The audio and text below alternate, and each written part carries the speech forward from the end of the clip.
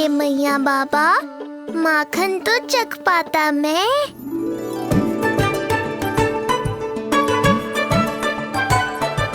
ये क्या कर रहे है तू?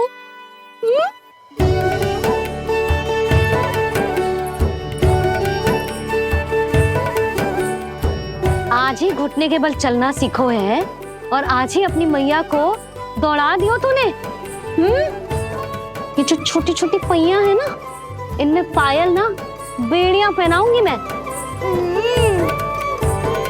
कही थी ना मैंने, तुम व्यर्थ ही घबरा रही हो, और इतना घबरा गई कि घबरा के आकाश सर पे उठा लियो।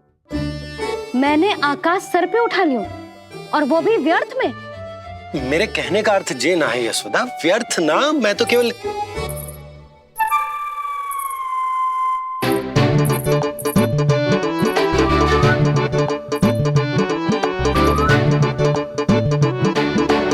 इसका अर्थ ये है कि कान्हा जानकी के पीछे ना जा रहा था। जब आप भी बाहर जा रहे थे तो जे आपका पीछा ना कर रहा था। इसे तो बस बाहर जानो है। क्या चल रहा है? हाँ, चल चल अंदर चल। बाहर जानो है? अभी अभी घुटने के बल चलना सीखो है और अभी से बाहर जाना है? असंभव। क्यों? क्यों का क्या मतलब? इतने छोटे से बालक को कोई बाहर ले जाता है क्या? हाँ यशोदा, यदि ये बाहर ना जाएगो तो संसार के बारे में समझेगो कैसे? सुनो, इसका निष्क्रमण संस्कार भी आज ही करा देते, सीधा इसे मंदिर लेकर जाते। ना ना, इतनी शीघ्रता की कोई आवश्यकता ना है। जे देखो देखो बाहर कितनी धूप है। धूप कहाँ है यशोदा? बादल हैं बाहर तो। हाँ तो वर्षा हो गई तो मेरा कान्हा भीग जाएगा, उसका स्वास्थ्य बिगड़ जाएगा ना। बहाने क्यों बना रही हो यशोदा? तुम भी जानती हो कि ये वर्षा वाले बादल ना है, और कब तक इसे भीतर रखोगी? तुम भी इसके साथ वही कर रही हो जो रोहिणी भाभी ने इसके बलदाऊ के साथ किया। मैया मान जाओ ना। और उस दिन तो तुम रोहिणी भाभी को इतना अच्छे से समझा रही थी, आज तुम्हें क्या होगा? अभी तो इसने घुटने के बल चलना सीखो है यशोदा। अभी इसे बाहर ना लेकर गए ना, तो जब ये पांव पर खड़ा होना सीखेगो ना, तो अकेले ही बाहर भाग जाएगो। नाना, मेरा कान्हा अकेले कहीं ना जाएगा। यशोदा, तो फिर अभी इसे ले जाने दो और गोकुल घुमाने दो।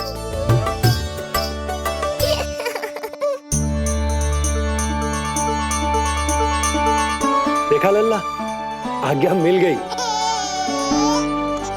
अब आज पहली बार लल्ला और बाबा बाहर जाएंगे घूमने के लिए।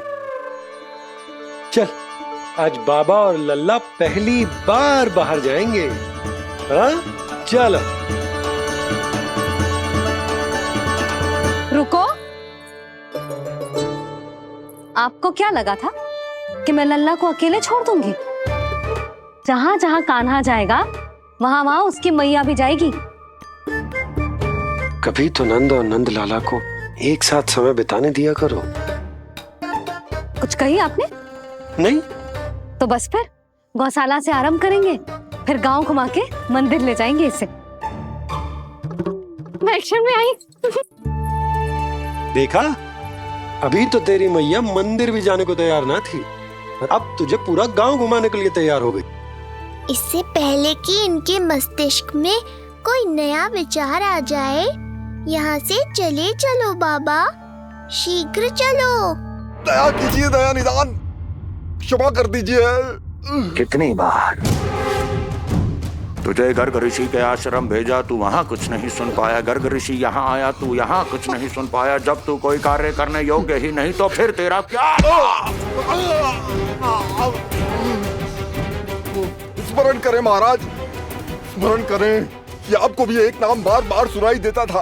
आप अपने कानों पे हाथ रख के यहाँ वहाँ घूम रहे थे, छटपटा रहे थे। किंतु हम में से किसी को भी उसका स्वर नहीं सुनाई दे रहा था। महाराज स्मरण कीजिए। कृष्ण कृष्ण कृष्ण कृष्ण कृष्ण। जैसे उस बालक के जन्म के समय आपके कानों में ध्वनियां गूंज रही थी।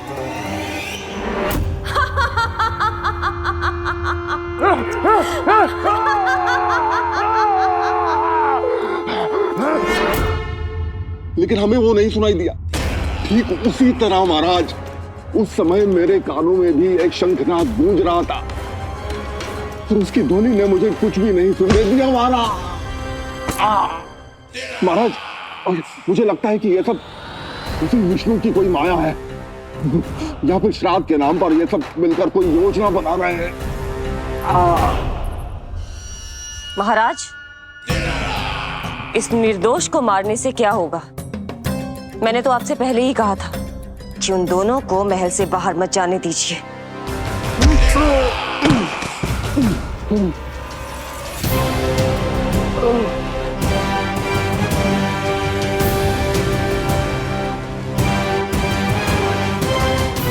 सही कह रही हो तुम। इसको मार के क्या होगा?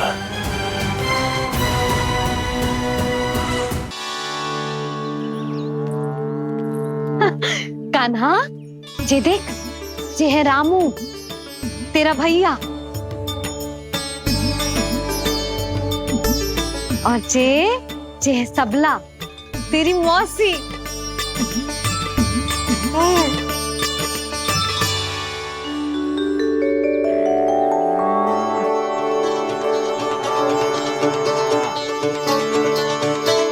देखो जी, कान्हा को देख के सबला की भी ममता उमड़। सुनो, पूरा गांव घुमानो है, उसके पहले ही मेरे कान्हा की बुरी दृष्टि उतार लेते हैं, नहीं? अच्छा। हे गौ माता, आज तुम्हारा भतीजा पहली बार घर से बाहर निकल रहा है, इसे सबकी बुरी दृष्टि से बचाइयो।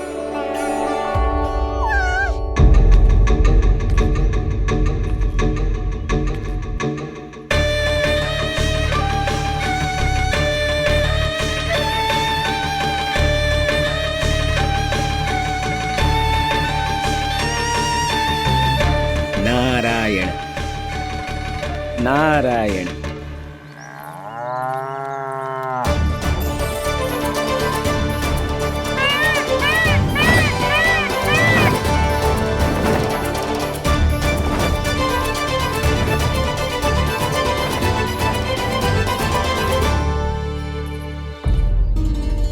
देखा प्रभु, लोग आपके चपलासुर का कितना सम्मान करते हैं, पर आपके दरबार में मुझे आपका चापलूस कह के ही पुकारते हैं प्रभु कंस। पर अब ये सब बदल जाएगा। अब लोग मुझे प्रभु कंस का चापलूस नहीं, विशेष विश्वास पात्र कहकर बुलाएंगे। ये नया सिंहासन उसके लिए है जो मेरा विश्वास पात्र बनेगा, मेरे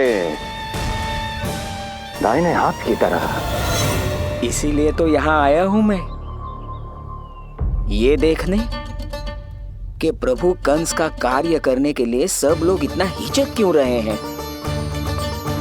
ऐसा क्या है उस बालक में?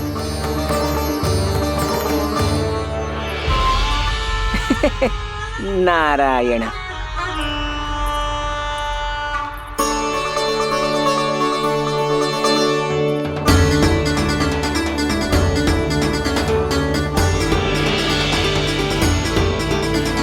नन्ना, जे देख, जे है तेरी प्रभावती मौसी का घर।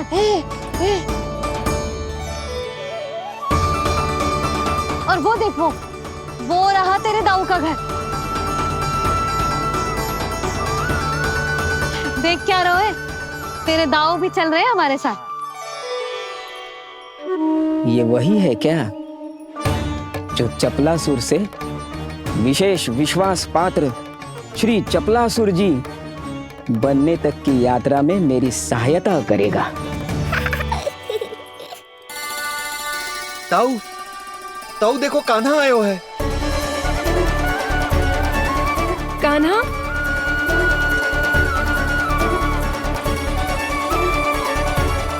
से बाहर आकर तो और भी निखर गए हो गोकुल का राजकुमार। हाँ, अपना पहला गांव दर्शन में बड़ा आनंद ले रहा हूँ लल्ला। सच्ची कहीं भोला भाई, आज कछु अधिक ही प्यारा लग रही है जे। जी क्या भीड़ लगा रखी है तुम सबने? हाँ जी मेरा लल्ला है, कोई दिखावट की वस्तु थोड़ी ना है। सब फेर के खड़े हो गए। यशोदा जी देखो, रोहिणी जीजी भी आ गई। चलो सब सीधे मंदिर चलते हैं। हाँ चल। ताऊ, बड़े होने के नाते आपको मुझे घुमाना चाहिए, पर ध्यान रखना आज आपको मैं ले जा रहा हूँ मंदिर।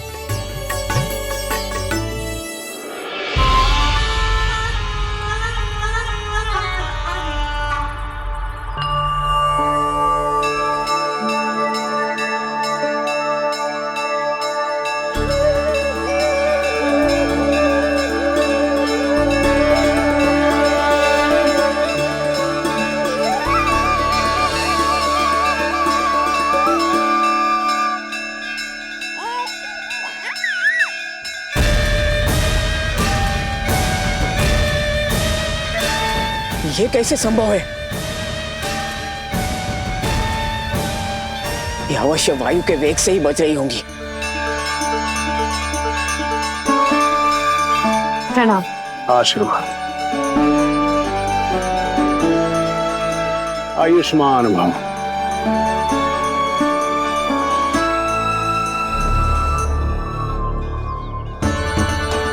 अरे जशोदा जी, कान्हा को पहली बार मंदिर लेके आई हो ना? बहुत ही अच्छे समय पे आई हो।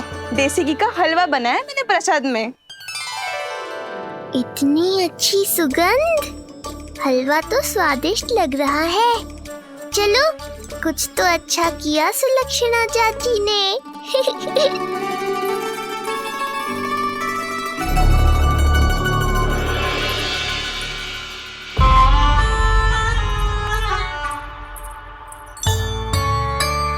ओह, मेरे लिए इतना बड़ा भाग। पता नहीं था कि इनका हृदय इतना बड़ा है। सबको प्रसाद दे दियो, अब स्वयं भी तो खाना चाहिए। अरे चाची, पहले मुझे तो खिला देती।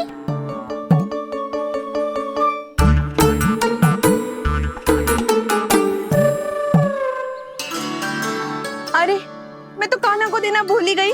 हाँ? चलो, विलंब से ही सही, मेरा स्मरण तो हुआ आपको।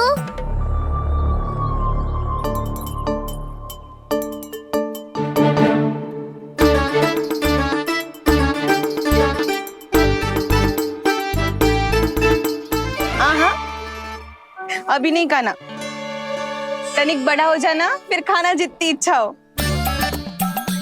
हाँ हाँ, हंस लो चाची। आपने नहीं दिया तो क्या हुआ, मेरे बाबा अवश्य देंगे, देख लेना।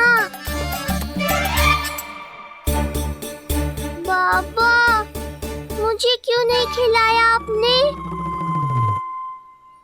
दाऊ, मैं आपको घुमाने लाया, कम से कम आपको तो अपने छोटे भाई का स्मरण रखना चाहिए। मेरी मैया मुझे अवश्य खिलाएंगी। देखो जी, इसका भी मन कर रहा है खाने का। मैया है ना, तेरी मैया ने अपने कान्हा के लिए पहले से ही बचा लिया था। ठहरिए रानी जी। पहली बार कुछ खाने को मिल रहा था पंडित जी, रोक क्यों दिया? अभी बालक का अन्नप्राशन नहीं हुआ है। हाँ यशोदा, सदानंद जी सही कह रहे। दूध मुहे बालक को ठोस अन्न अन्नप्राशन के पश्चात ही खिलाना चाहिए।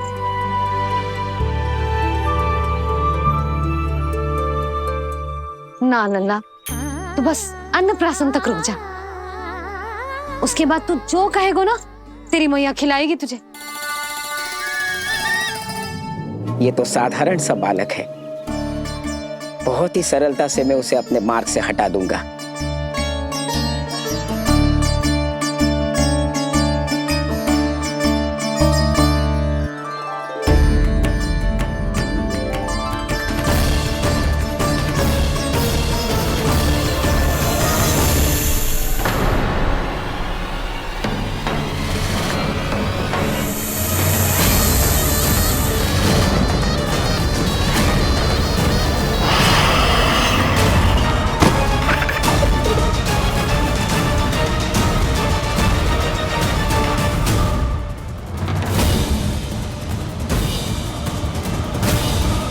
ये क्या था?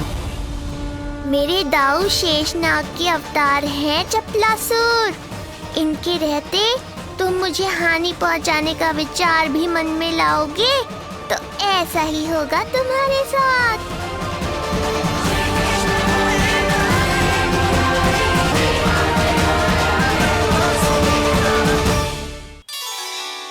दाऊ, अकेले अकेले प्रसाद खाकर ठीक नहीं किया आपने। पंडित जी, जे हमारा काना घुटने के बल चलने लगो तो क्यों ना इसका अन्न से परिचय करा दिया जाए। नंदराज जी, 2 दिन में पूर्णिमा है, बहुत अच्छा दिन है, तभी कर लेते हैं अन्नप्राशन संस्कार। 2 दिन की प्रतीक्षा और करनी पड़ेगी। जिज्जी, मेरा तो मन किया आज ही कर दूं अपने कान्हा का अन्नप्राशन। यशोदा, मैं तुम्हारी हृदय की पीड़ा समझती हूँ, पर तुम्हें और तुम्हारे लल्ला को 2 दिन और ठहरना है, ठीक है? अरे अरे अरे, बस भर गया।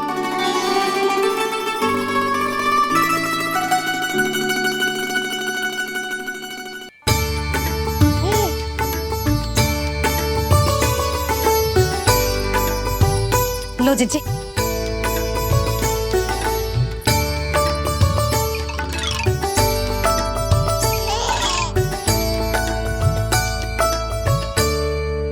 प्रसाद नहीं मिला तो माखन तो है।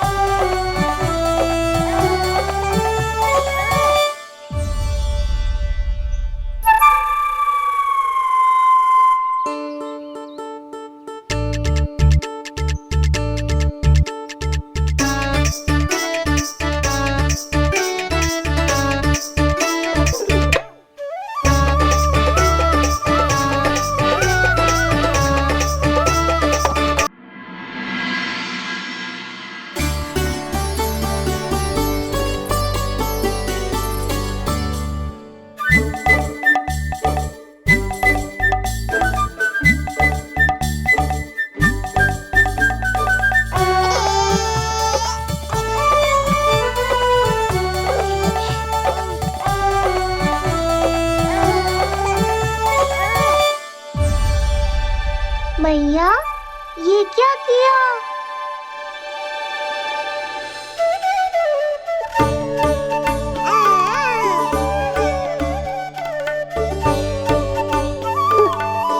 लगता है इसे माखन से अधिक ही प्रेम हो गया है। सावधान यशोदा, कहीं बड़ा होकर माखन चोर ना बन जाइए। माखन चोर क्यों बनेगा मेरा लल्ला? माखन की कोई कमी है क्या हमारे घर में? जितना माखन चाहिए उतना माखन खिलाऊंगी मैं अपने लल्ला को। पर मैया, अभी तो थोड़ा सा भी नहीं चखा रही हो। ये ले। लो, ये भी दाऊ को दे दिया। सुबह तो बोल रही थी कि मैं आपको प्रेम नहीं करता, उल्टा आप अपना सारा प्रेम बलदाऊ पर लुटा रही हो।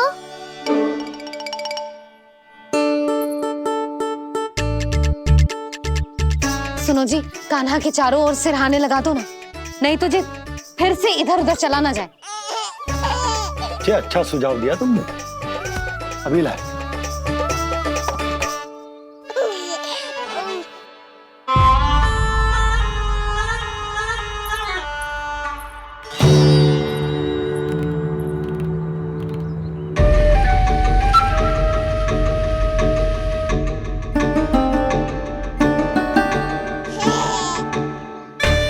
इस बालक का वध करके जब मैं मथुरा वापस लौटूंगा तो प्रभु कंस मुझे अपना विशेष विश्वास पात्र तो बनाएंगे ही, पर क्या पता प्रधानमंत्री भी बना दे। देवकी और वसुदेव अभी कहाँ हैं?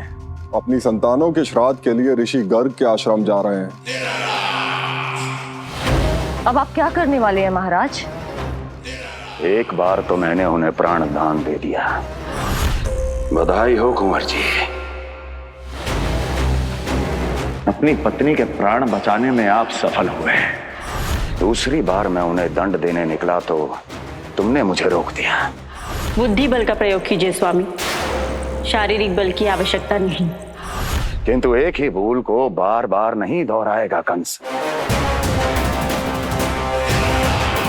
मथुरा नरेश कंस के इस महल से वसुदेव और देवकी जीवित बाहर नहीं निकलेंगे, केवल उनके शव। कंस मामा, आप उनको छू भी नहीं सकते।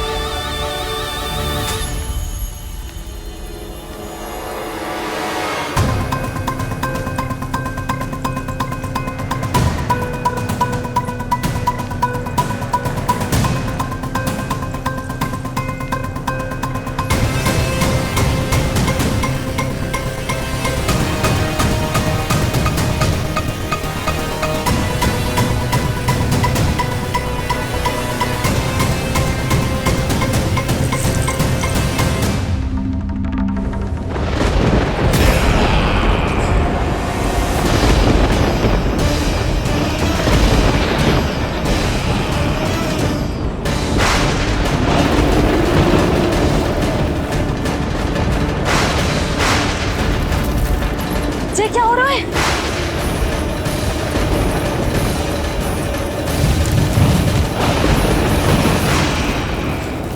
ये क्या हो रहा है?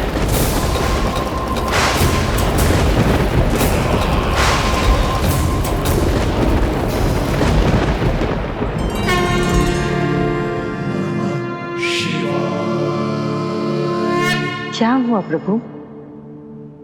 आप अचानक इतने चिंतित क्यों हो गए? कृष्ण ने अपने पांव का अंगूठा अपने मुख में रख लिया है देवी। इसमें चिंतित होने की कोई बात नहीं है प्रभु। ऐसा तो हर बालक कभी ना कभी करता ही है। तो सखा कोई साधारण बालक नहीं है देवी पार्वती, तो भगवान है। यदि वो ऐसे ही अपने अंगूठे को मुख में रखकर खेलते रहे तो अवश्य ही आ जाएगी। कौन आ जाएगी प्रभु? प्रलय आ जाएगी देवी, प्रलय आ जाएगी देवी। हे नारायण जी, क्या हो रहा है?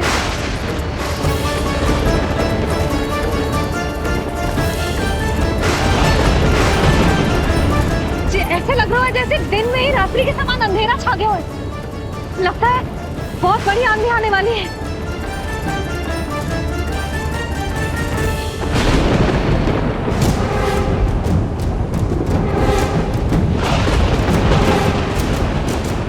ये भीषण आंधी, ये मूसलाधार वर्षा, तुम दोनों ने ऋषि गर्ग के साथ मिलकर अवश्य कोई योजना बनाई है ना? बोलो बोलो, क्या है वो योजना? बोलो।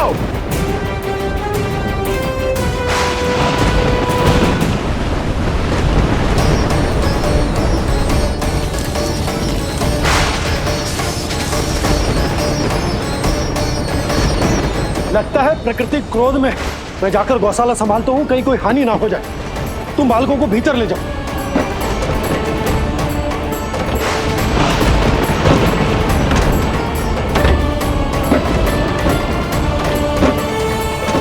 जीजी, द्वार और झरोखे बंद करते हैं। हाँ,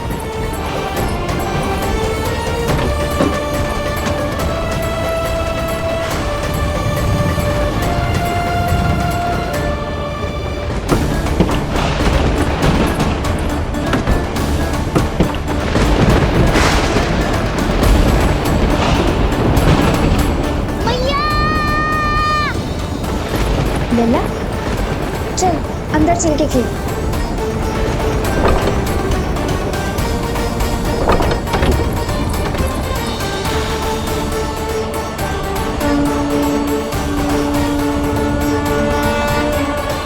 आपके सखा तो ध्यान निद्रा में चले गए हैं प्रभु। इनकी ये अंगूठा चूसने की सामान्य सी क्रिया का कितना घातक प्रभाव पड़ रहा है, इन्हें तो पता भी नहीं है। चाहे जानबूझकर की जाए या अनजाने में हो, सखा की हर लीला के पीछे कोई ना कोई उद्देश्य अवश्य छिपा होता है। पर ऐसा लगता है देवी, जैसे उनकी इस लीला के पीछे एक नहीं अनेक उद्देश्य छिपे हैं।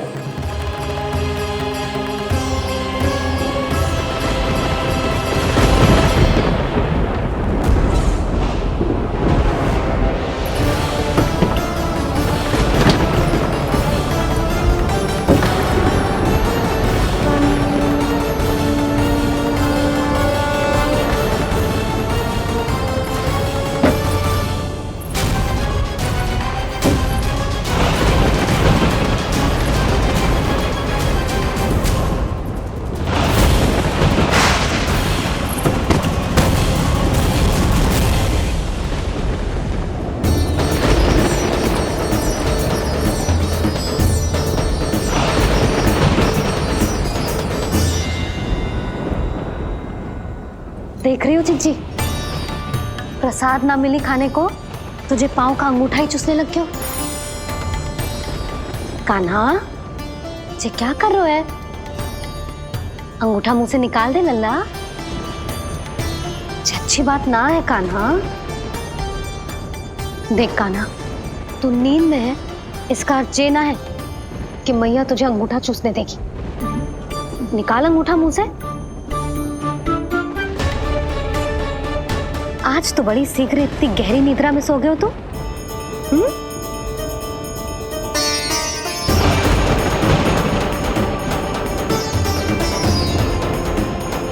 देख रही हो ना जीजी, अंगूठा मुंह से निकालने को तैयार ही ना जी।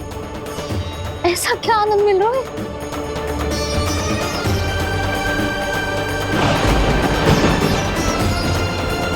अधिक बल भी ना लगा सकती, अत्यधिक नींद में है, कहीं इसकी आंख ना खुल जाए। रानी भाभी, लगता है तीव्र वर्षा होने वाली है। मैं और भोला भैया के साथ अगले निकल रहे हैं। हो सकता है उन्हें हमारी आवश्यकता हो। हाँ हाँ, चलो बोला।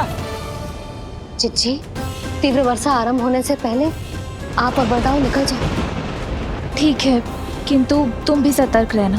हाँ, आप भी ध्यान से जाओ।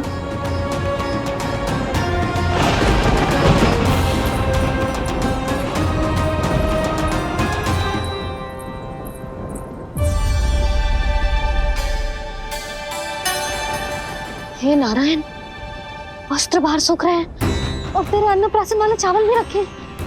भीतर करना होगा ना चांद की भी।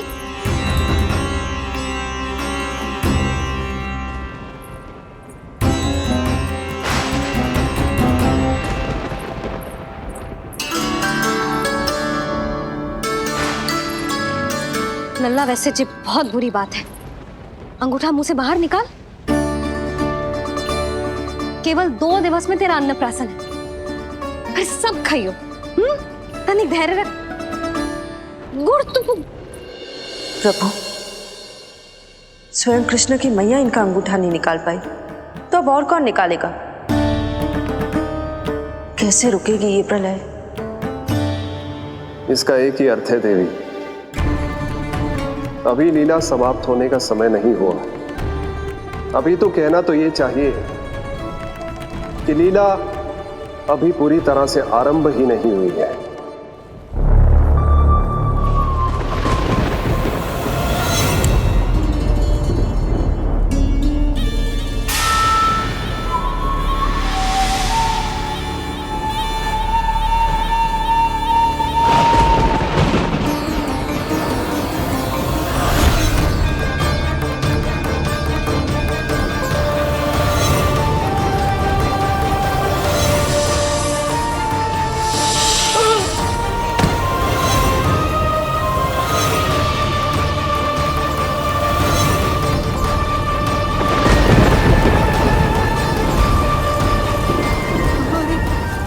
कंस ने प्रलय बुला ली, कंस ने प्रलय बुला ली।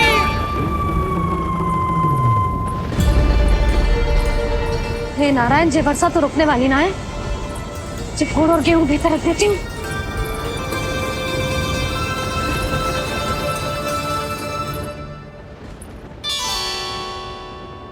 जे देख रहे हो गुड़, जे तेरे अन्नप्राशन के पकवानों के लिए ही है। कैसे कैसे करके बचा के लाई हूँ, कुछ पता भी है तुझे? और तू है कि जे अंगूठा ही चूसे जा रहा है। हाँ नहीं तो। किंतु आज प्रलय भी आ जाए तो कंस की तलवार का वार रोकने में असमर्थ होगी। कंस के साथ विश्वासघात किया है, दंड तो मिलेगा। महाराज, वायुमंडल में अचानक आए इस परिवर्तन का हमसे कोई लेना देना नहीं है।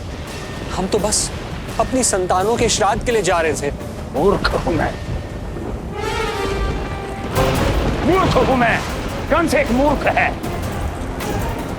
मूर्ख हूं मैं। अब अच्छी तरह जानता हूं मैं, श्राद्ध केवल एक बहाना है।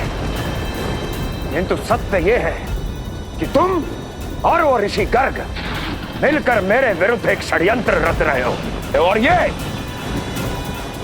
तुम्हारी योजना है। भैया, ये आप क्या कह रहे हैं? कैसा षड्यंत्र, कैसी योजना?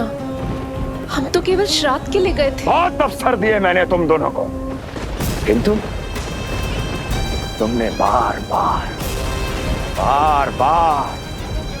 बार मुझे मूर्ख बनाया। इसलिए अब मैं अवसर दूंगा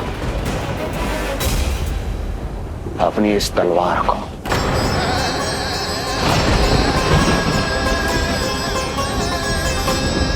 येन केन प्रकारेण साम दाम दंड भेद, कोई ना कोई युक्ति लगाकर मैं तुम्हारे उस बालक का वध कर ही दूंगा। पर उस क्षण का साक्षी बनने के लिए अब तुम दोनों को जीवित नहीं छोड़ूंगा मैं।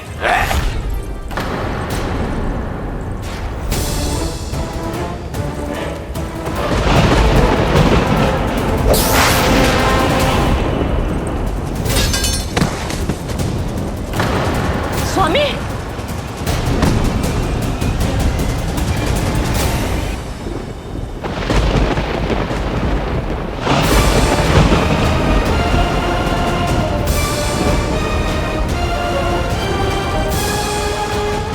तेरा काल तेरी प्रिय बहन के गर्भ से उसकी 8वीं संतान बनकर जन्म लेगा और तेरा विनाश करेगा, विनाश करेगा, विनाश करेगा।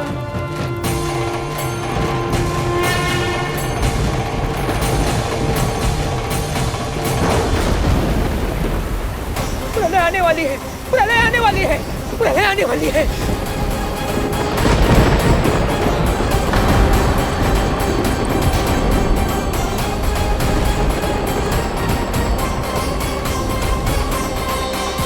यदि कंस को रोकना, अपने माता पिता की रक्षा करना और चपलासुर के ब्रह्म को मिटाना ही इस लीला के उद्देश्य थे, तो ये सभी उद्देश्य पूरे हो चुके हैं प्रभु। अब तो ये प्रलय रुकनी ही चाहिए। ये केवल सखा की लीला ही नहीं है देवी पार्वती, उनकी माया का उदाहरण भी है। मार्कंडेय ऋषि को दिए गए वरदान को पूरा करने के लिए ही ये सब हो रहा है? कौन सा वरदान प्रभु? प्रभु की माया को साक्षात अपनी आंखों से देख पाने का वरदान।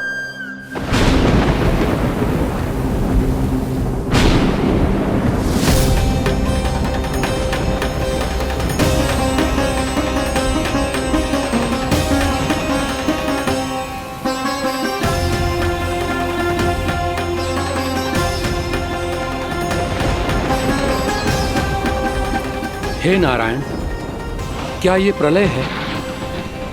क्या संसार समाप्त हो रहा है? तो फिर मुझे मिले इस जीवन का क्या अर्थ है?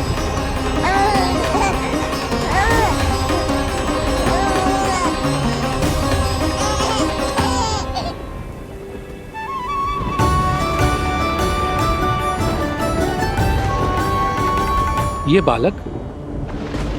बालक यहां कहां से आया?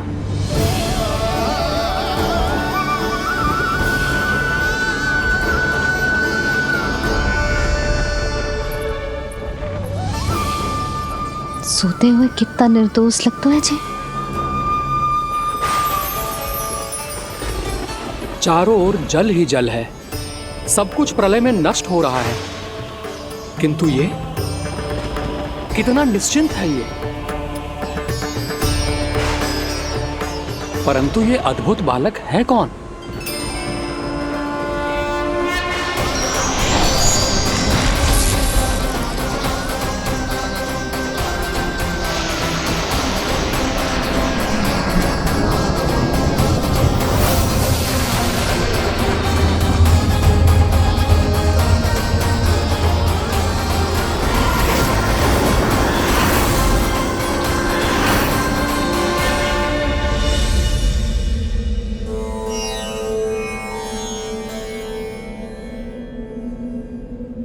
जिन घने काले बादलों ने आकाश को घेरा हुआ था, कहां गए वो? यहां तो प्रलय का कोई चिन्ह ही नहीं है।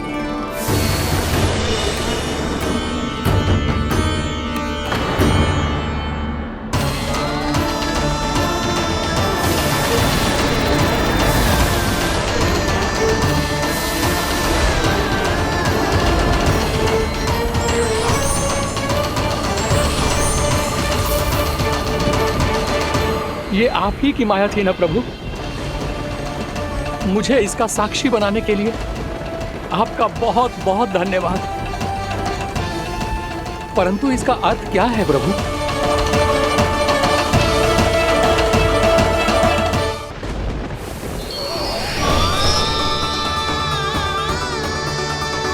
प्रभु,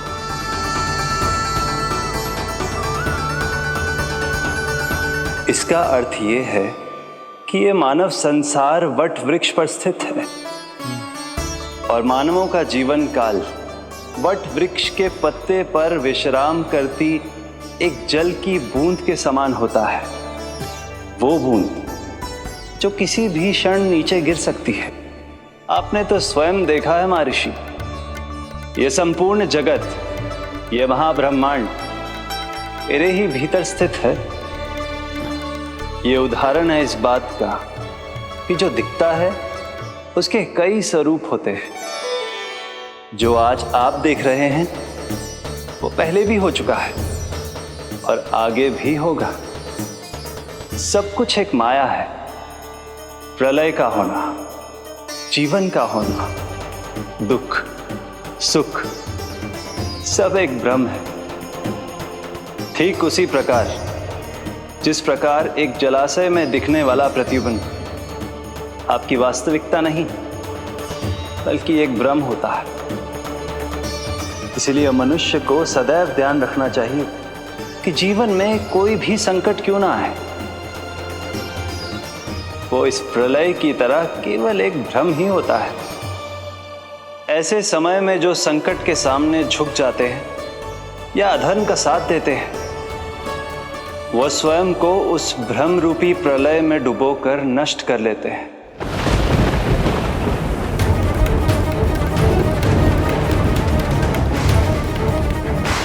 पर जो मेरी शरण में आकर संकटों का सामना करते हैं, वो स्वयं को कठिन से कठिन प्रलय से भी उभार लेते हैं। किंतु प्रभु, सभी व्यक्तियों में संकटों का सामना करने का साहस नहीं होता। कृपा करके आप कुछ ऐसा कीजिए जिससे आपके भक्तों को इतना बल मिले कि वो कठिन से कठिन परिस्थितियों का सामना भी सहर्ष कर सकें। मैं वरदान देता हूं महर्षि, पीपल के पत्ते पर बाल कृष्ण की इस छवि का स्मरण मेरे जो भी भक्त करेंगे उनके साथ मेरा आशीर्वाद सदैव बना रहना। वो चाहे कितनी भी कठिन परिस्थिति में क्यों ना फंसे, बाल कृष्ण की ये छवि उन्हें उससे उभर पाने में सामर्थ्य प्रदान करेंगे।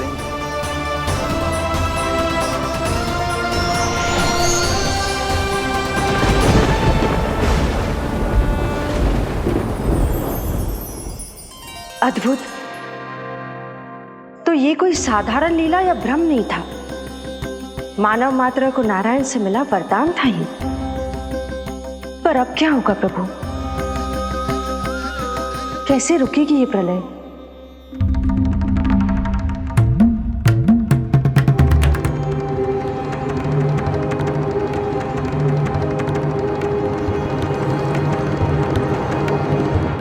क्या सोच रहे हैं प्रभु? क्या आप रोकेंगे ये सब? नहीं प्रिय, ये कृष्ण की माया है, वही इसे रोक सकते हैं। पर मैं अपने सखा से भेंट करने अवश्य जाऊंगा। पर पिछली बार की तरह बिना उपहार लिए नहीं।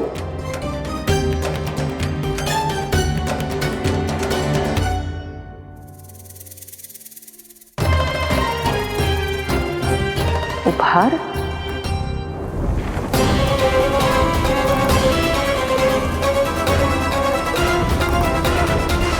आप तो प्रलय का भी सामना करने के लिए तैयार थे ना भैया? अभी तो प्रलय भी नहीं आई और आपकी ये दशा हो गई। महाराज,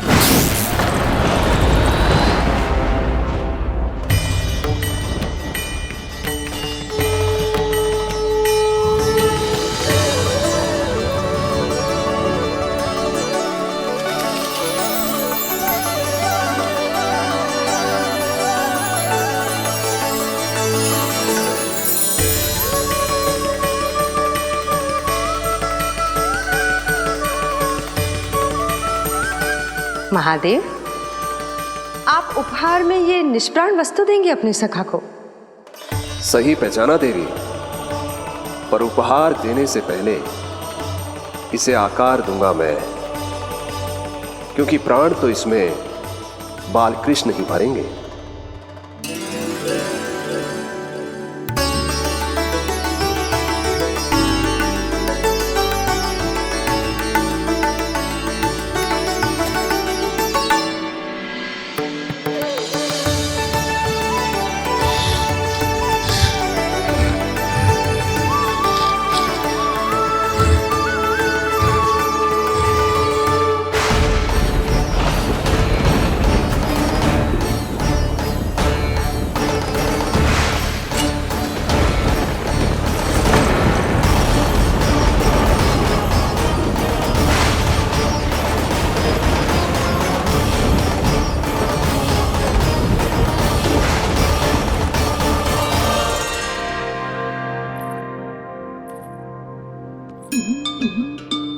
मुरली? बस उन्हें मेरा उपहार अच्छा लगे। यदि यशोदा मैया ने आपको अपने सखा से मिलने से फिर से रोक दिया तो? इस बार चुपचाप छिपकर उनकी दृष्टि से बचकर जाऊंगा देवी पार्वती, उन्हें पता ही नहीं चलने दूंगा। संभालिएगा प्रभु, यदि यशोदा मैया ने आपको पकड़ लिया तो लेने के देने पड़ जाएंगे महादेव।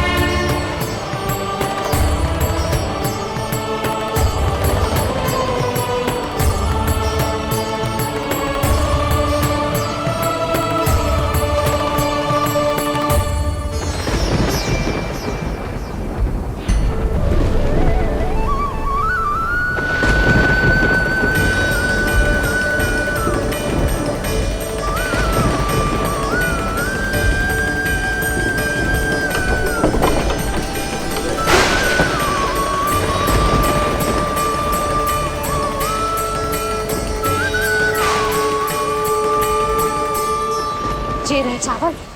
जानकी को कही थी मैंने भीतर रख दे, छोड़कर चली गई बाहर, कुछ याद ही ना रहते ऐसे।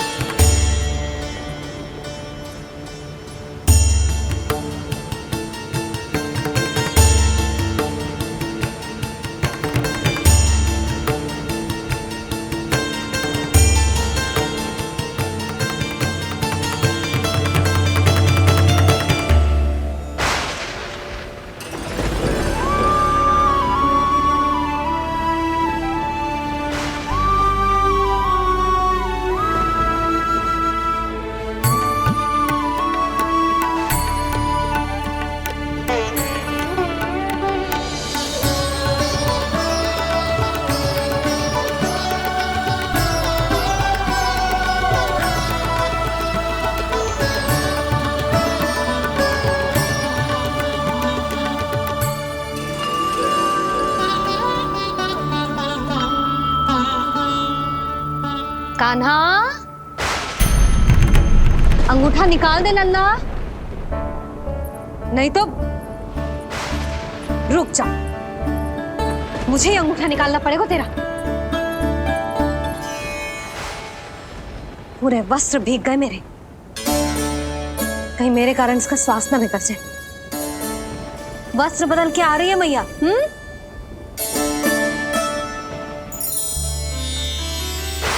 आ रही हूँ।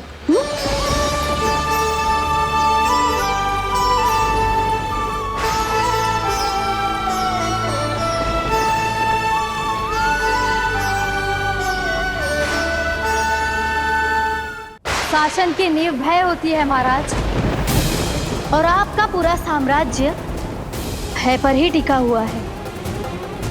यदि आप भी इस तरह से भयभीत दिखाई देंगे तो आपके साम्राज्य को डगमगाने से कोई भी नहीं रोक पाएगा। एक बार आपने ही कहा था ना कि अपनी दुर्बलता कभी किसी को मत दिखाओ। प्रजा को भयभीत कंस नहीं, भयानक कंस दिखना चाहिए, भयानक कंस। अब आप ये सिद्ध कर दीजिए कि भय आपके शत्रु का नहीं, आपका शस्त्र है। महाराजा धीराज, कंस का शस्त्र।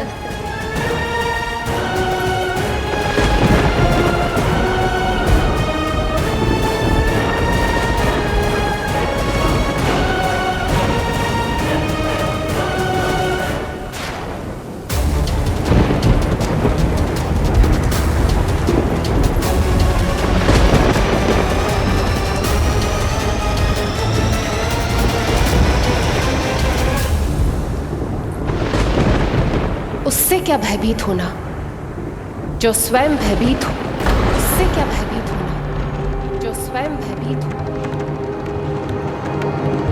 सखा, इस माया को विराम देने का समय आ गया है।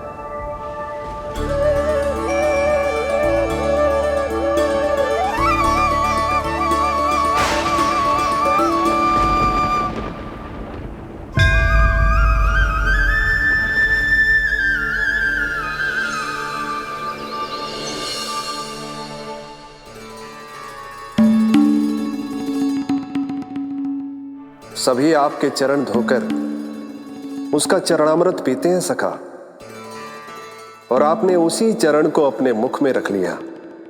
यही तो सखा, मैं इस तथ्य से चकित था, इसलिए सोचा एक बार अपने चरणामृत का स्वाद स्वयं भी चख ही लिया जाए।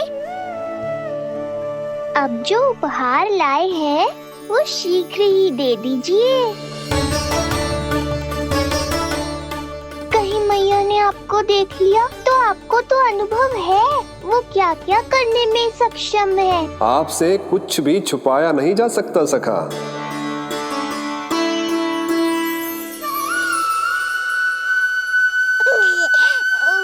इन अधरों पे पांव के अंगूठे से अधिक ये मुरली शोभा देगी सखा।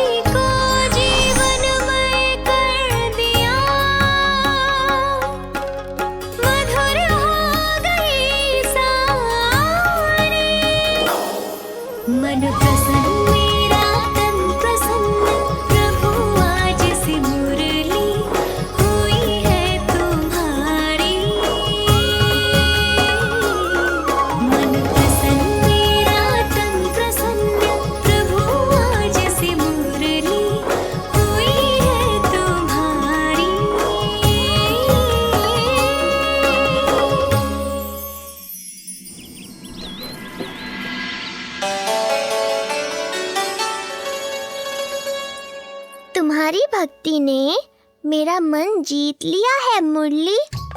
शीघ्र ही सारा संसार तुम्हें मेरे नाम से और मुझे तुम्हारे साथ से पहचानेगा।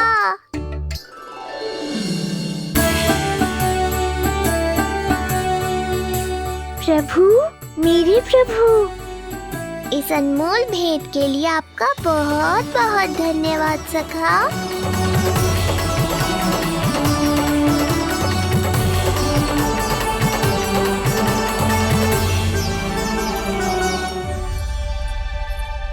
सखा, मैया।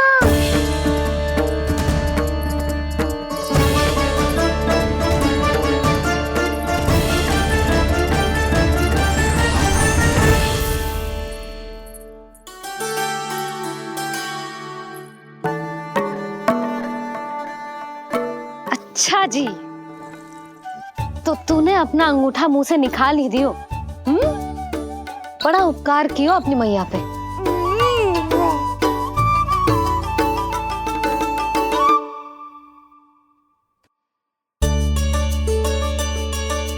प्रभु, मैया, ऐसा मत करो। मेरी मुरली वापस दे दो मुझे। ये कहाँ से आई? मेरे सखा ने उपहार में दी है। मैंने तो सोचा भी नहीं था मैया कि मेरे अंगूठा मुंह में लेने से इतना सब कुछ हो जाएगा। तेरे मुख पे छाई ये दृष्टता की छाया साक्षी है। ये जो भी हुआ, ये तुम दोनों, उस ऋषि गर्ग और तुम्हारे उस पुत्र का किया धरा है, जिसे तुमने मुझसे छुपा रखा है। जो स्वयं दूसरों का बुरा करते हैं, उन्हें सदैव यही लगता है कि उनके पीठ के पीछे उनके विरुद्ध कोई न कोई षड्यंत्र हो रहा है। मुझे तनिक भर भयभीत देखकर इतना साहस आ गया तुझमें कि मुझे प्रति उत्तर देगी। लगता है तुम दोनों महाराज की तलवार के वार को भूल चुके हो। स्मरण करो, इतने वर्षों में इसने एक बार भी तुम्हें छुआ तक नहीं, लेकिन अनेकों बार तुम्हारे हृदय को रक्त रंजित कर चुकी है ये। मेरी इस तलवार ने तुम दोनों की 6 संतानों का रक्त चखा है, और अब एक और संतान के रक्त में स्नान करने वाली है ये। वो संतान जो गोकुल में पल रही है। बस कंस भैया, बस बस कंस भैया, बस बस कंस भैया, बस।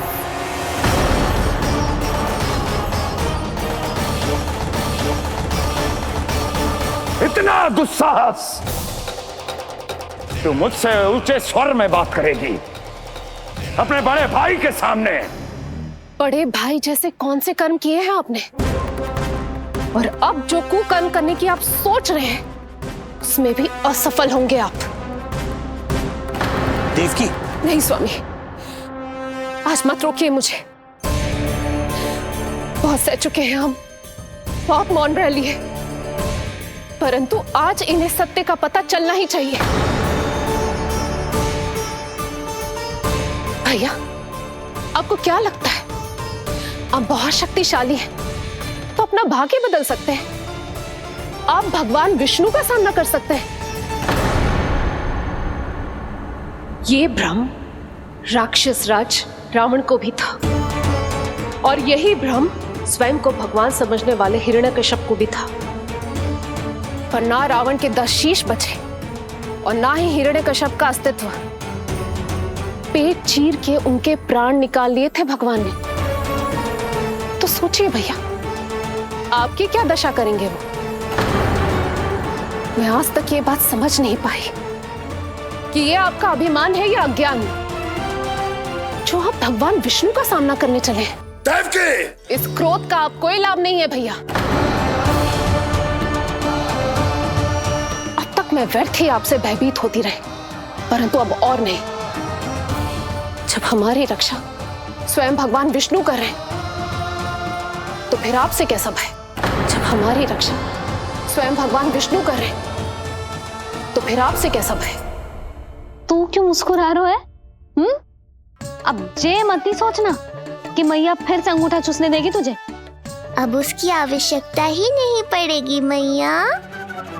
पहले आकाशवाणी से सुना था, आज मैं दोहराती हूँ, आपकी मृत्यु भगवान विष्णु के अवतार द्वारा ही होगी। आपकी मृत्यु भगवान विष्णु के अवतार द्वारा ही होगी। आपकी मृत्यु भगवान विष्णु के अवतार द्वारा ही होगी।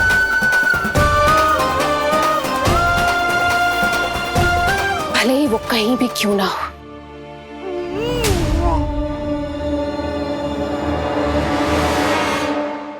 चाहे वो कहीं भी क्यों ना हो, मैं जानता हूं वो कहां है। देवकी, तूने बहुत बड़ी भूल कर दी मुझे चुनौती देकर। मैं चाहूं तो अभी इसी क्षण तुम दोनों का वध कर दूं, किंतु नहीं।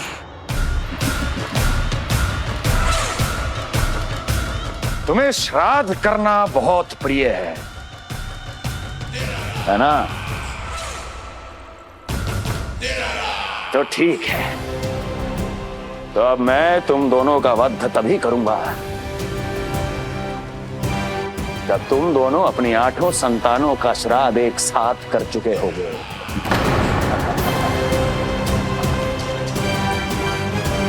श्राद्ध की तैयारियां करो।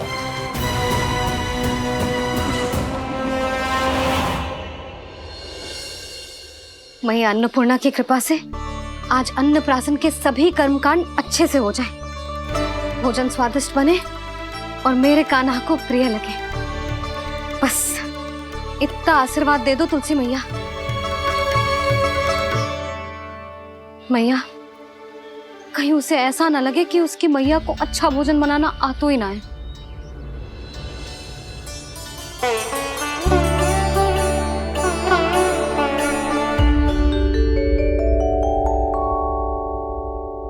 वाह मैया, इतने दिन तक तो कुछ खाने को दिया नहीं, और अब जब खाने का अवसर आया है तो व्यग्र हो रही हो। मेरे बारे में भी तो कुछ सोचिए प्रभु, 2 दिन से यहीं अटकी हूँ। अटकी नहीं हो मुरली, तुम तो लटकी हो प्रभु। हाँ हाँ मुरली, मुझे भी तुम्हारा साथ चाहिए, पर क्या करूं? मैया ने तुम्हें मेरी पहुंच से बहुत ऊपर लटकाया है। पर प्रभु, मैं अब तक पहुंचूं कैसे?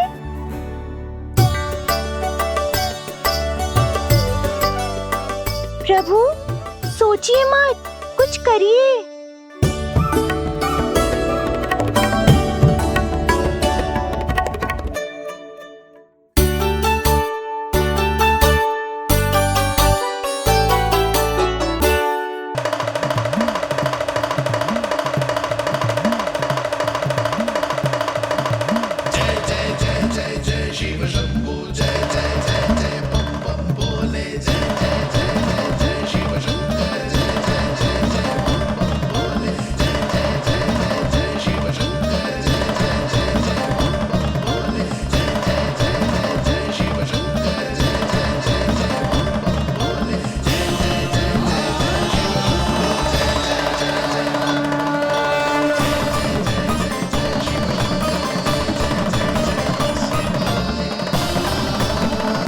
प्रसन्नता छुपाए नहीं छुप रही है महादेव।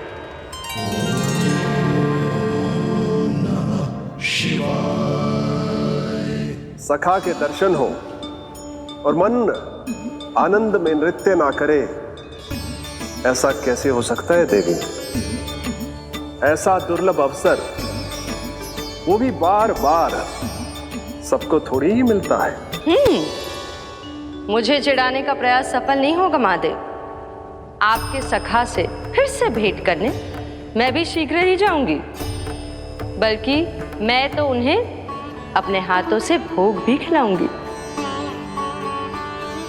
आने वाले पूर्णिमा को आपके सखा बाल कृष्ण का अन्नप्राशन संस्कार है। और ऐसा आनंददायक उत्सव बिना देवी अन्नपूर्णा के संपन्न हो, ऐसा कैसे हो सकता है महादेव?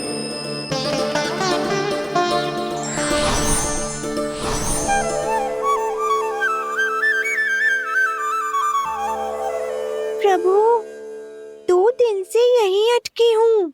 अटकी नहीं हो मुरली, तुम तो लटकी हो। प्रभु, मुरली, बाबा आ रहे हैं। तुम बस इनकी दृष्टि में आ जाना, फिर मैं संभाल लूंगा। कान्हा,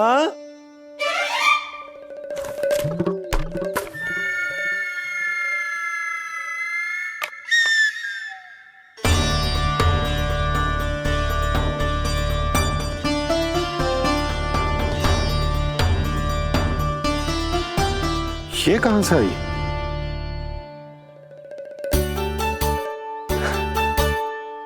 तुझे चाहिए जे?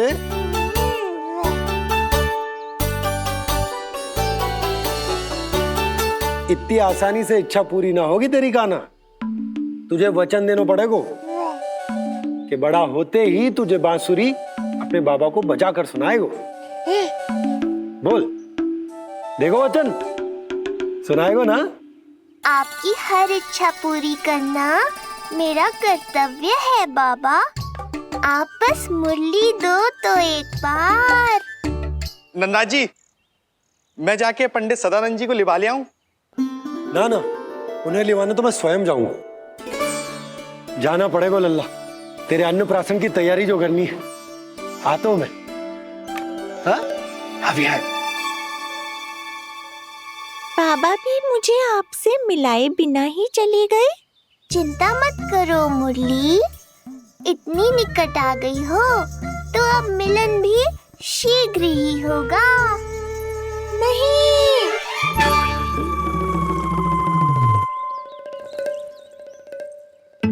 जे बार बार कौन रख दे तो है तेरे पास? इतने छोटे बालक को बांस की डंडी कोई दे तो है क्या? तुझे चोट लग गई तो?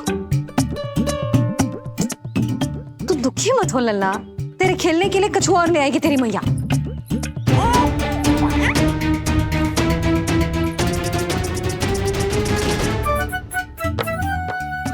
ध्यान तो अभी भी इधर ही टंगू है तेरा। क्या चाहिए तुझे? तू बता दे।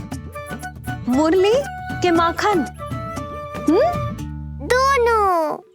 थोड़ी देर और ठहर जा लल्ला, फिर माखन तो क्या, माँ के हाथ की गुड़ वाली खीर भी मिलेगी तुझे खाने को।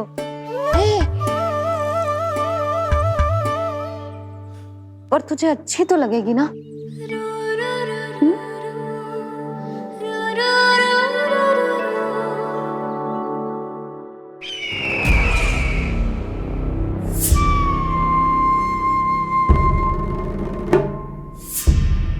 ये भ्रम राक्षस राज रावण को भी था, और यही भ्रम स्वयं को भगवान समझने वाले हिरण्यकश्यप को भी था। पर ना रावण के 10 शीश बचे और ना ही हिरण्यकश्यप का अस्तित्व। ऐसे चुपचाप आप कब तक बैठे रहेंगे महाराज? 2 दिन हो गए, ना आपने ठीक से कुछ खाया है और ना ही विश्राम किया है। जो कुछ हुआ है उसके बाद महाराज विश्राम कर भी कैसे सकते हैं? स्वामी, यदि प्रजा में आपका भय ही कम हो गया तो क्या करेंगे आप? भय कम हो भी जाए तो कभी भी उसे आसानी से बढ़ाया भी जा सकता है। कंस कंस, महान सर्वश्रेष्ठ कंस।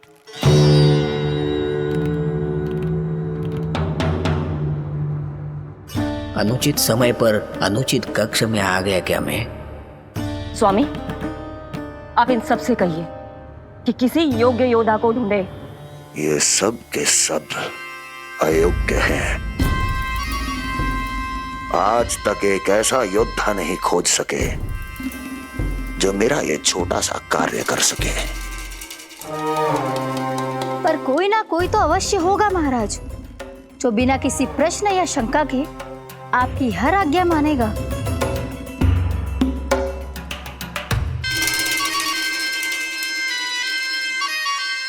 चपलासुर, चपलासुर। हो गया कल्याण। कहीं ये मुझे गोकुल तो नहीं भेज देंगे?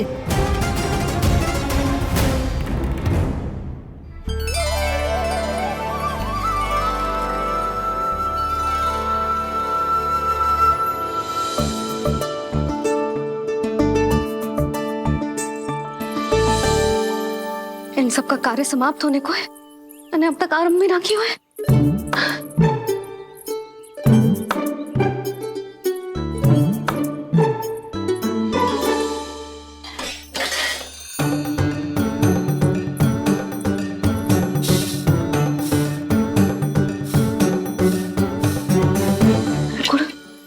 गुड़ उबाल दो।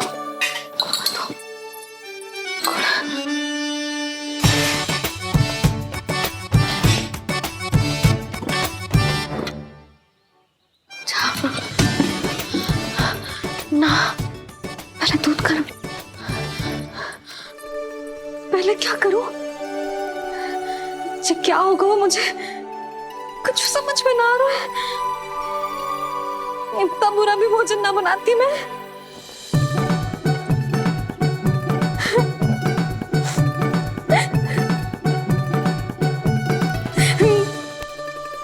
तुमसे किसने कही कि तुम बुरा भोजन बनाती हो? स्वादिष्ट भोजन बनाना तो विशेषता है तुम्हारी।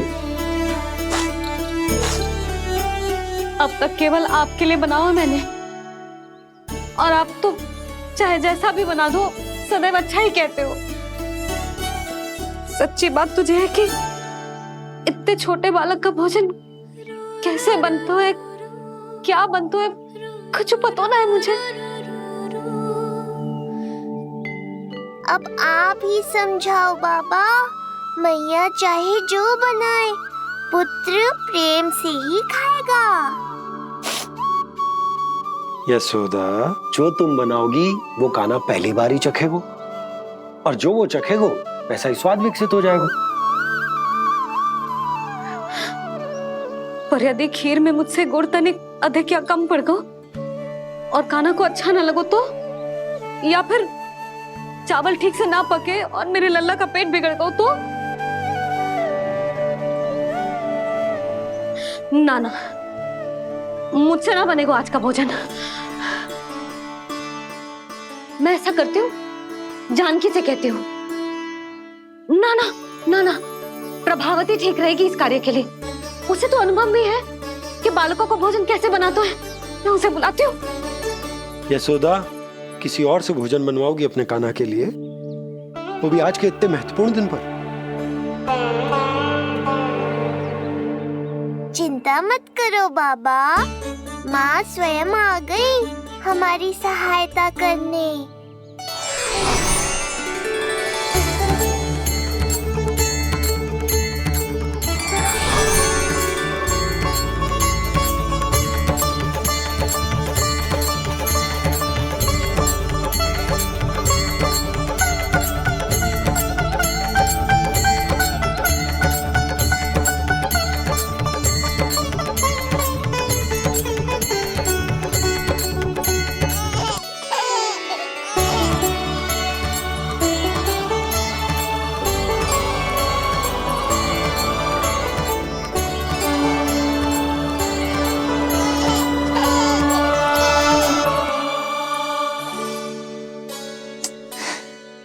रे, रंगोली में देवी के चरण चिन्ह बनाना तो भूल ही गई मैं।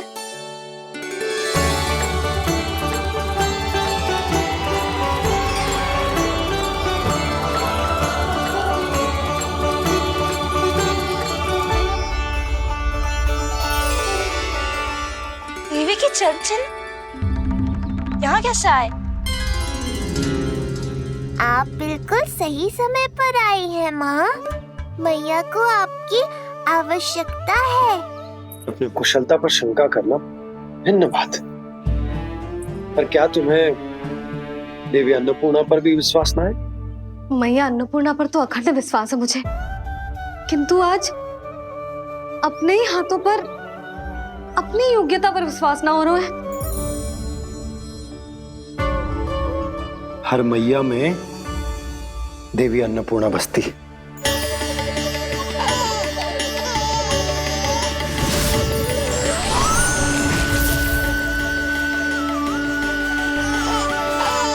इसलिए अपने भीतर की अन्नपूर्णा पर विश्वास करो और भोजन बनाओ। देखना स्वादिष्ट बनेगो, ताक के लल्ला चटकारे लेकर खाएगो और लल्ला के बाबा भी।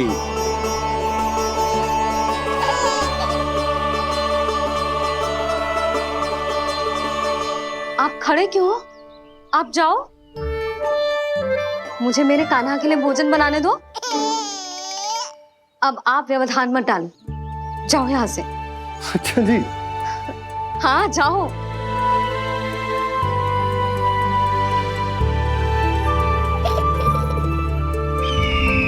विश्वसनीय सूत्रों से पता चला है कि आज हमारे पुत्र का अन्नप्राशन संस्कार है।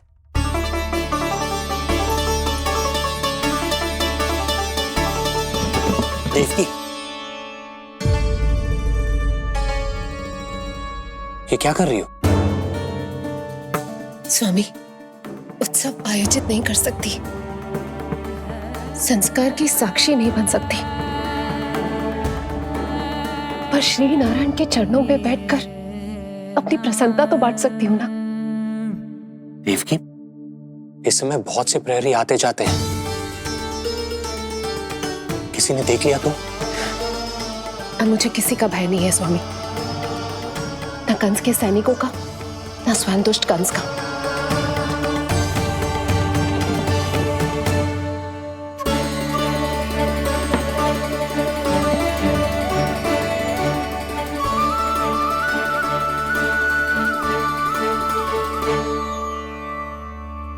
नंद भैया, यशोदा कहाँ है? रसोई में। अच्छा, यशोदा, मैं कुछ सहायता करूं? ना जीजी, आप बाहर की तैयारियां संभालिए। आज अपने कान्हा के लिए भोजन तो उसकी मैया ही बनाएगी। ठीक है। देखा लल्ला, कितना अच्छे समझाए तेरी मैया को मैंने। क्षमा करना बाबा, ये आपका नहीं, माँ अन्नपूर्णा का चमत्कार है। आप बड़े प्रसन्न हो रहे हो दाऊ। अकेले अकेले माखन खा के बहुत दिन चिढ़ा लिया आपने। आज मेरी बारी है। देखो कैसे दो दो माएं मेरे लिए भोजन बना रही हैं।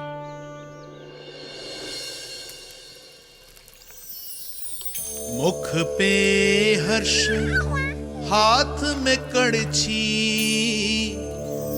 मैया मन से पका रही है। माँ अन्नपूर्णा सहाय बनी, खीर को दिव्य बना रही है। सुगंध आई दाऊ। अभी समय है कृष्ण, तुम्हारे मुंह में अभी से जल भर आया। दो माओ के हाथ की खीर मिलने वाली है ना दाऊ, तो मुंह में पानी आना तो स्वाभाविक ही है। चपलासुर मुझे भगवान मानता है। कहाँ चले चपलासुर? अपने भगवान के सामने नतमस्तक हुए बिना ही लौट रहे हो।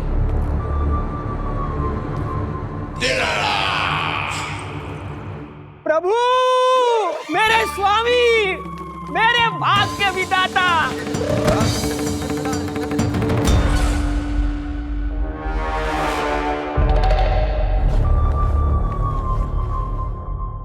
ऐसा करने का तो मैं सोच भी नहीं सकता हूँ मेरे ईश्वर।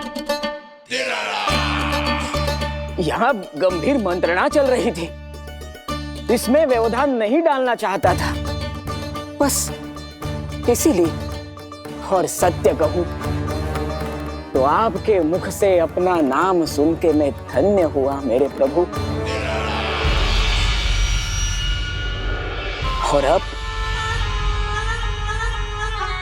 आपके चरणों का स्पर्श पाकर मुझे स्वर्ग प्राप्त हुआ।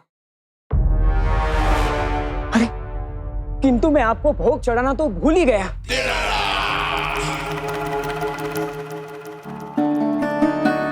हे सर्वशक्तिमान, सबसे महान शरणागतों के भगवान कंस की। श्री हरिनारायण भगवान की जय।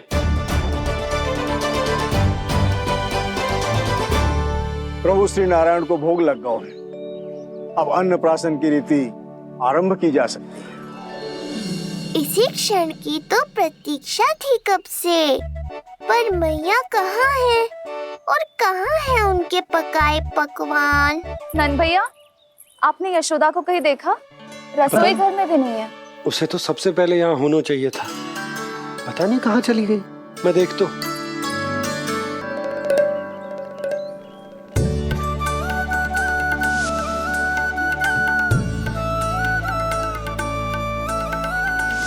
अन्नप्राशन के लिए गुड़ खीर तो बना ली, किंतु माखन जो मेरे लल्ला को इतना प्रिय है वो भी तो उसे मिलना चाहिए। यशोदा जी, कोई माखन निकालने को समय है क्या? हाँ, मैं लल्ला के लिए। अरे वहाँ सब आ गए हैं, नारायण को भोग भी लग गए हो। चलो, सब तुम्हारी प्रतीक्षा कर रहे हैं। हाँ तो चलो फिर। चलो।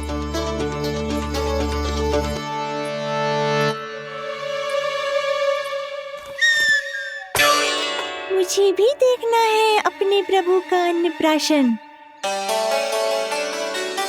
मैया कहाँ रह गई दाऊ? अब तो पेट भी भूख से त्राही त्राही कर रहा है। आती ही होंगी। अब तक धैर्य रखा है कान्हा, थोड़ा और रख लो। अरे ये भी आ गए। मुझे तो कोई नहीं दिख रहा। कौन आ गए कान्हा? यक्षराज कुबेर।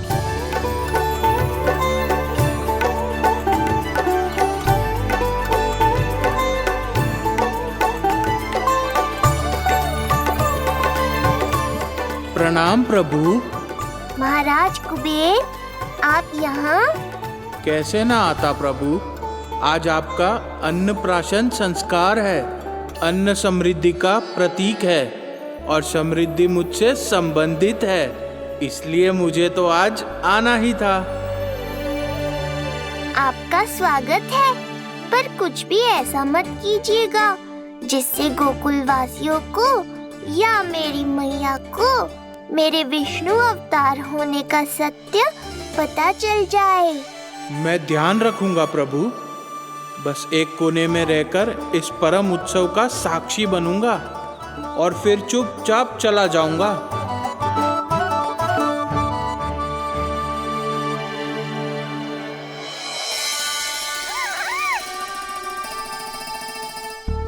अब अन्नप्राशन की रीति आरंभ करते हैं। बोलो अन्नपूर्णा मैया की जय।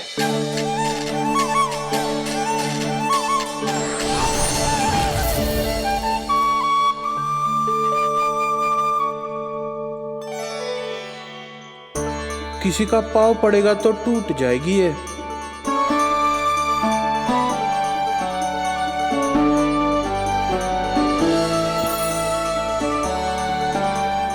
धन्यवाद कुबेर जी, कम से कम अब मैं उत्सव देख तो पाऊंगी। शीघ्र खिलाओ मैया और प्रतीक्षा मत करवाओ। नंदराज जी, इस अन्न के पात्र पर कान्हा का हाथ लगवा लो।